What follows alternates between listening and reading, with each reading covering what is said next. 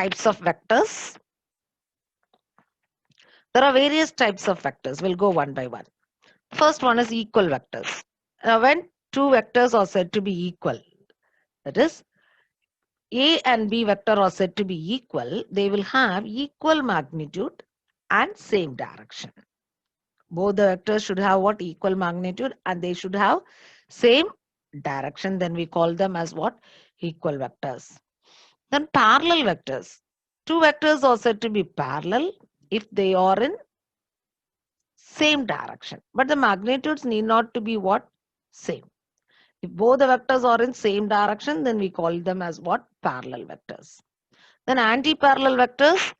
Two vectors are said to be anti-parallel vectors if they are in opposite directions. They are in what?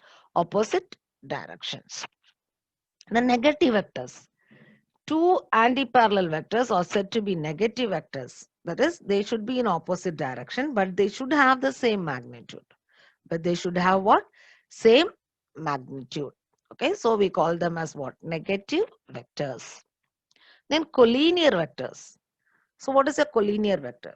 So two vectors are said to be in collinear if they act along the same line. Both the vectors are in the same line. Okay, whether it is opposite or in the same direction, but they should act in the same line. Co-initial vectors. That is, if you are telling that two or more vectors are said to be in co-initial vectors, then they should have a common starting point. Or you can say it should have a common initial point. Okay, so here in the diagram you can see all the vectors are having the common starting point.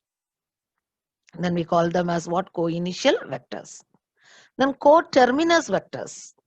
So when we say two or more vectors are in co-terminus, that is, if they have the common terminal point, they will end at the same point. So all the vectors are having the common terminal point.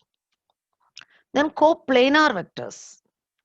Three or more vectors are said to be coplanar vectors if they are lying in the same plane. All the vectors should lie on the what? Same plane. Then we call them as what? Coplanar vectors. The non-coplanar vectors.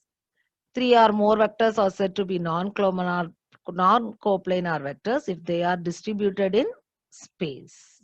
Okay. If they are distributed in some space, then we call it as what? Non-coplanar vectors. Then polar vectors. Now the vectors have straight line effect. So if the vectors are moving in the straight line, then we call them as what? Polar vectors. We'll call them as polar vector. Example, displacement, acceleration, velocity, force. All these vectors move in a straight line. So we call them as polar vectors. Then axial vectors. The vectors which are having rotational effect. Okay. Those vectors we call it as what? Axial vectors. Example, angular momentum, angular velocity, angular acceleration, torque. All these are what? Axial vectors. Okay. Now you have to go for a vector called as unit vector. A vector divided by its magnitude is a unit vector. A vector which is divided by its magnitude. Okay. So this vector we call it as a unit vector, and it is denoted by a cap.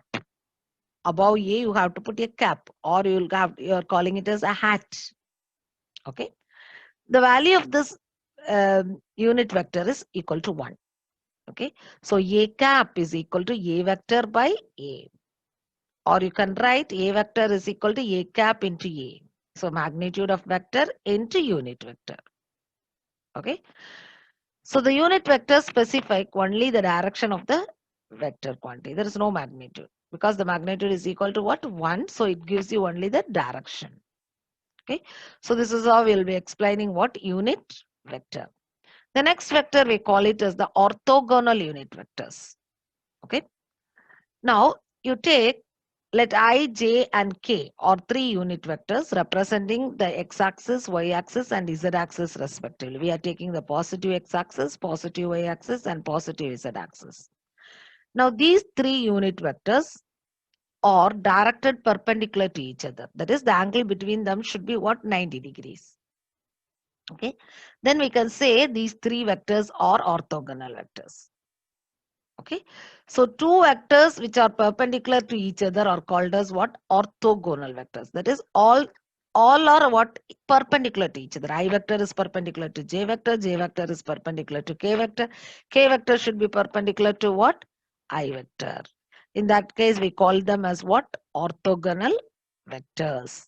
Okay, so this is the diagram which is representing the orthogonal unit vectors. Here you can see along x-axis it is I vector, along y-axis it is j vector, along z-axis it is k vectors. All the three are what? Mutually perpendicular to each other. If all the three vectors are mutually perpendicular to each other, then we call it as what? Orthogonal vectors. Okay, so these are some of the types of vectors which we have learned.